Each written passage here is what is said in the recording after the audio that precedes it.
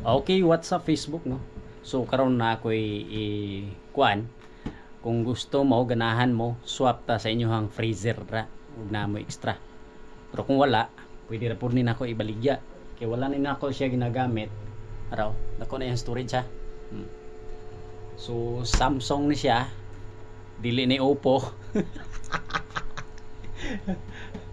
So pwede na siyang kini ano, digital inverter technology na ni siya. So iyahang consumption na ni is 0.82 kilowatt hour per 24 hours.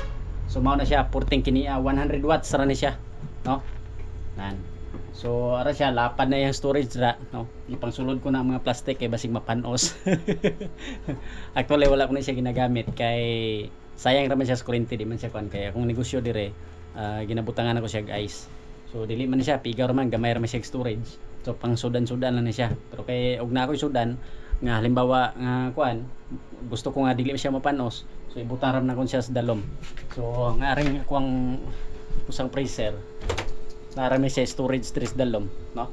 So dili ra siya maunsa.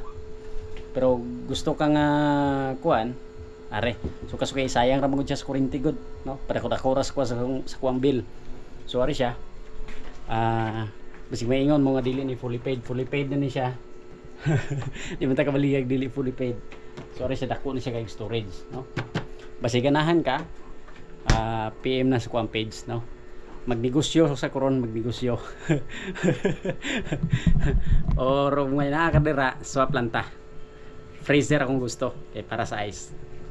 Bye bye.